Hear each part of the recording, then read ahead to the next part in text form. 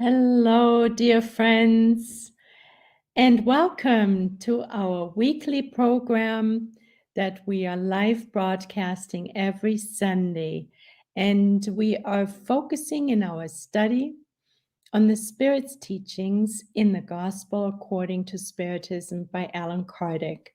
Every chapter in the Gospel first starts off with a section which is a quote or different sections from the Gospels.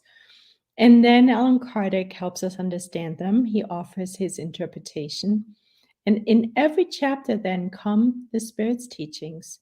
There are different spirits on high that further explain the subject matter of each chapter. And today we're finding ourselves in chapter 13, which is entitled, "Do Not Let Your Left Hand Know What Your Right Hand is Doing." So here Allan Kardec goes into quite a detailed explanation, and we just want to give one highlight where he helps us understand that true charity is sensitive and skillful in concealing the benefit rendered and in avoiding the least harmful appearances, since any moral offense adds to the suffering born from need. So this is for us very important, sensitive and skillful. We're concealing what we're doing. We're not advertising it. Then he continues on to give us a story. It's entitled "Hidden Misfortunes." It's about the rich lady who's taking her young daughter into the very poor sections of town, helping very humbly those who are in need. And then he speaks about the widow's mite. And then he has a section that's entitled "Invite the Poor and the Lame, Give Without Expecting Recompense." And that is always very important and challenging for us, because when we think about it, we want to do good, we help other people, and they may not say thank you. They may not appreciate it. They actually may push us away. So here we are renewed in courage to not let ourselves be let down by it. But who are we working for? We're working for God. And the recompense we're receiving from God is so much bigger than what we're receiving ever from any human being. So then come the Spirit's teachings. And we're going to share the screen. Just a second here. Let's see, share screen. All right. And here we go. So we're in chapter 13, items 9 and 10. So this first section is by Sister Rosalie. She's very dear to us. She has a beautiful way of expressing herself and making clear what the different types of charity is. It's entitled Material Charity and Moral Charity. And she starts off by saying, "Let us love one another and do unto others what we would want them to do unto us." So we're getting a hint. Charity is linked to the golden rule, because those are her first words. That's the quotation she starts with. And she says, every religion, every moral possible is contained in these two precepts. Beautiful. We can never go wrong by applying the golden rule to everything. Every thought we can run through the golden rule, and we know from our own experience it changes everything. Then she says, if you were to abide by them in this world, you would be perfect. Here it is. Our number one, that's why it's called the golden rule, the golden standard of Spiritist teachings, of Jesus's teachings, is the golden rule. And if we really practiced it, we would be perfect. That's how simple it is, dear friends. And yes, we know that the actual day-to-day isn't easy at all, but yet we have one marker, and if we follow this one, it will lead to God. Unwaveringly, we will be getting there. Then she says, there would be neither hatred nor dissent. So by practicing the golden rule, there would be no hatred and no dissent. There would be no more poverty. Can we believe it? There would be no more poverty. Because why? Because from the surplus of the table of each rich person, many poor people would be fed. And that would be material charity. If we shared of our material riches, there would be no more poverty on planet Earth. And that would be applying the golden rule, loving one another and doing unto others what we would want them to do unto us. Because if the shoe was on the other foot and we would not have any meals, no shelter, what would we like? We would like to be helped, right, friends? I lived during my last incarnation. You would not see poor mothers dragging along their miserable children in need of everything, she says. You who are rich, and she means us. Let us be really honest. We are the rich. You who are rich, I think about this a bit. Oh, think about this a bit. Help unfortunates as much as you can. Give so that one day God will repay the good you have done. And when you leave your earthly envelope, you will find a cottage of thankful spirits who will receive you at the threshold of a more blessed world. And what will be one step up of a more blessed world? The world of regeneration, which is the transition we find ourselves in. So this is yet another stepping stone. This is yet another piece to our puzzle, the golden rule, sharing of our riches, and that is called material charity. Therefore, love your neighbor. Love him or her as you love yourself, because you now know that that unfortunate fellow you're rejecting and keeping away is perhaps a brother, a father, or a friend. And then what despair you would feel upon recognizing him in the world of spirits. Because, dear friends, we've had many brothers, we've had many sisters, many friends, many parents. This is not our only incarnation. So there's tons of them. And a mother from a previous incarnation might be exactly the poor lady who's knocking at our door or who we find on the streets as a homeless. We can never rule this out. And even if we did, we would still want to help. I want you to understand fully what moral charity entails. Now she's talking about moral charity because she makes this beautiful distinction that we want to make in our minds too. So we just talked about the material charity, which is when we share of our material goods, of our riches. But now let's listen to the material charity. So she to the moral charity. So she says it entails the type that everyone can exhibit and which costs nothing materially, but which is nonetheless very difficult to put into practice. It is the charity that we have the most challenges with. What is moral charity? Moral charity consists in giving support to one another. Let us move forward. So if we practice material charity, there will be no more hatred, no dissent, no poverty. Same actually with the moral charity.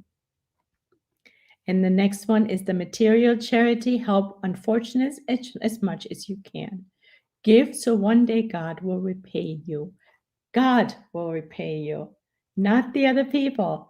Let us not look horizontally to our brothers and sisters to recompense us. Let us look up vertically. God will recompense us. And that's not instant. So we need to hold out and have faith. So then the moral charity. Moral charity consists in giving support to one another, and it is what you practice the least on the low order world where you are incarnated for now. So we practice it the least, which means we need to practice it the most. Believe me, there is great merit in knowing how to keep quiet and let a more ignorant person speak. So this is one example. To stay quiet and let a more ignorant person speak. This is yet another kind of charity. Knowing how to turn a deaf ear when a mocking word escapes the mouth accustomed to scorn. Not paying any attention to the smirk of disdain that greets your entry amongst persons who often wrongly think they're above you. Whereas in the spirit life, the only true life, they're sometimes far from it. These are meritorious acts, not of humility, but of charity, because not paying attention to someone else's wrongs portrays moral charities. So keeping quiet, turning a deaf ear to mocking words, letting the more ignorant speak, ignoring the smirk of disdain, all of this is moral charity. It essentially ignores the wrongs of others. However, we know also, which we also learn in the gospel according to Spiritism, that if somebody commits a sort of crime, could be a moral crime, that harms more than the person, him or herself, our duty is to speak up. But we're not walking through life honing in on all the negativity and all the missing pieces in other people and then capitalizing on that. So that is moral charity. And she wraps up by saying, remember that Jesus said that we are all brothers and sisters. Always think about that before rejecting the leper or beggar. Goodbye. Think of those who suffer and pray for them. Here is our guidance. The golden rule. We can never go wrong with it. With the golden rule, we're both invited to practice material charity as well as moral charity, dear friends. And then if we can't actively, physically, one-on-one or one in a whole group, make a difference and support, there's prayer. So there's never an excuse. There's always an invitation to practice charity. So let us move on. The next item is item 10. Item 10 is by a protective spirit. So let us think of those who suffer and pray for them. Tonight in our goodnight prayer, let us include them. That is moral charity, another form of moral charity. So here is item 10 now, a protective spirit. Item 10 is entitled just the same, material charity and moral charity. It falls under the same chapter, under the same category. And here's what our protective spirit tells us. My friends, I have heard many of you say to yourselves, how can I practice charity? Often I don't even have enough myself. Or sometimes we say, oh, we don't have an opportunity. It's also regulated. There's this, that, and the other. We can't feed the homeless. There's COVID, right? So there's so many excuses we have. And that's all correct stuff. But, there's always a way. So let us listen to our protective spirit helping us understand. Charity, my friends, may be practiced in many ways. You can practice charity in thought, word, and deed, indeed. So there's 3 ways of practicing charity: in thought, in word, and in deed. Those are the 3 categories that both the material as well as the moral charity fall under. Thought, word, and deed. Then the Spirit says, in thought, by praying for the forsaken, who have died without having even seen the light. A prayer from the heart will console them. And we know that. Praying from the heart for the forsaken is one form of moral charity in thought. In words, the second category, by providing your everyday companions some good advice. So this is just one example. Good advice, being a good friend, being empathetic, having a warm ear to our friend's misery. And then, of course, earlier we heard also turning a deaf ear when mocking reaches it, when we are being criticized, when we're being slandered. That's all moral charity. By saying to people in bitter, no, hold on.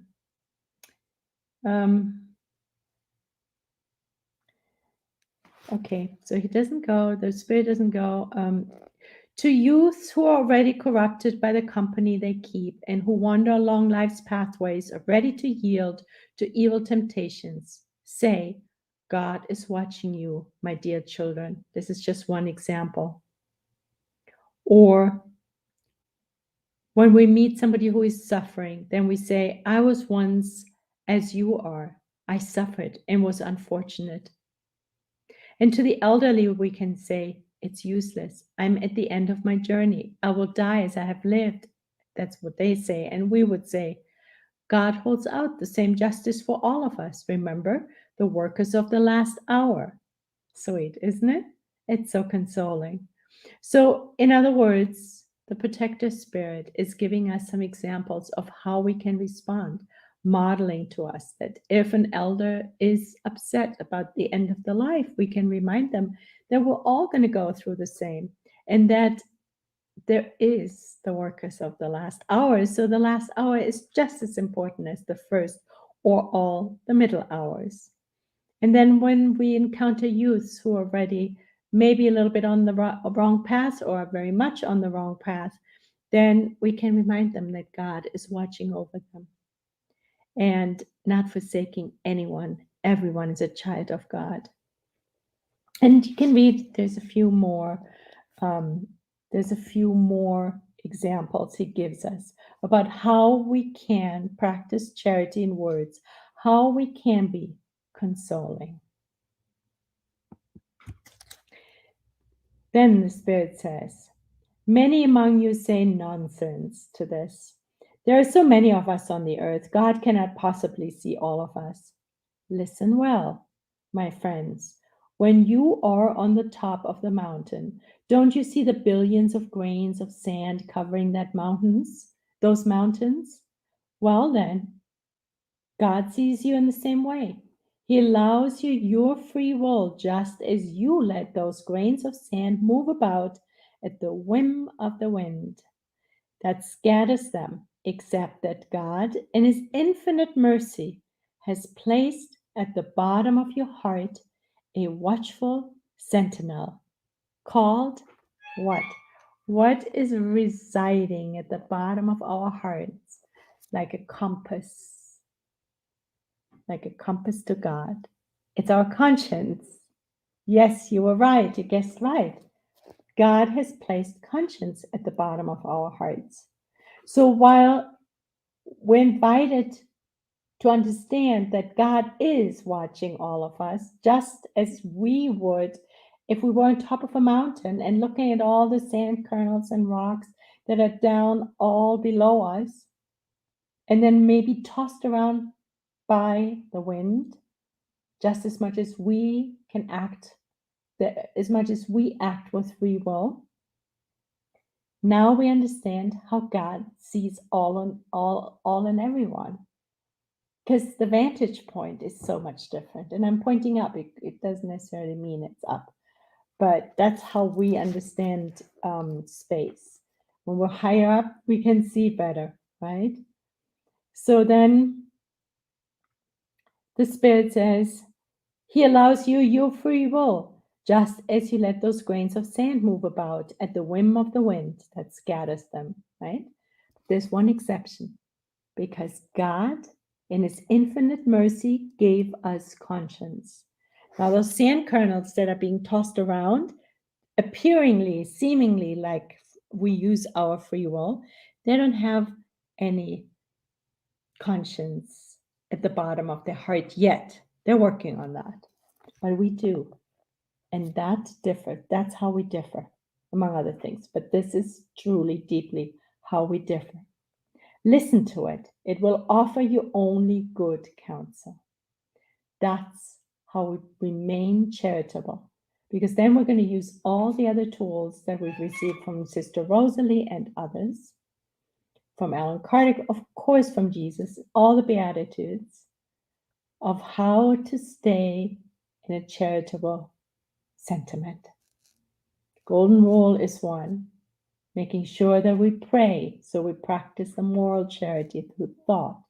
We also share of our riches, because then poverty will be eliminated from planet Earth. All pain, all wars will go. And then through word, we practice charity by giving good counsel, good and wise counsel. So God has placed at the bottom of your heart a watchful sentinel called conscience. And let us tune into it, because often we don't. And then we don't hear it because we're so clear that we want this, that, or the other. And then we may make a mistake. We may go wrong.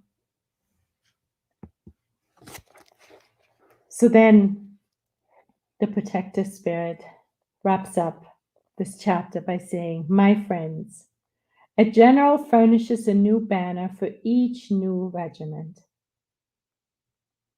I offer you this maxim of Christ. Love one another. Love one another. Let's love one another. Let us look beyond the differences. We have so much more in common, each and every single one of us, than where we differ. We could make a long list. We're all children of God. We're all made out of the same fabric. We all have a physical body. We all have 2 eyes, 2 ears. Most of us all have hair, and so forth. That's just the physical similarity. But we're all on our way to God. We all want the best for ourselves, and if we listen to our conscience, for everyone else. We all want to stay healthy. We just pick different strategies of how to stay healthy. And the list goes on. And the list goes on. So, dear friends, the Spirit says, I offer you this maxim of Christ. Love one another. Practice this maxim. Gather round its standard, and you will receive happiness and consolation. By giving, we receive. If we love our brothers and sisters, we give happiness, we give consolation, we give love, we give charity. And all of what we're giving will be coming back to us. Dear friends, this concludes our gathering for tonight. Let us take away 2 main items from this chapter 13 in the Gospel according to Spiritism, which is entitled, Do Not Let the Left Hand Know What Your Right Hand is Doing. And the subchapter is Material Charity and Moral Charity. Let us take away 2 main guidelines, lessons. The Golden Rule, which is the key for becoming perfect. And let us love one another. And actually loving one another is the Golden Rule in application. Since we want to be loved, so let us love, dear friends. Let us meet again next week, same time, same place, so God willing. And we will be talking about the continuation of chapter 13. Do not let your left hand know what your right hand is doing. And next time we will be talking about beneficence, another beautiful aspect of charity. God bless you, dear friends. Let us stop sharing and see there is our friend Mark. Thank you so much for joining, Mark. God bless your heart. Many blessings, dear friends. And we will see you again next time. Same place, same time. Good night. Yes, we are. Thank you.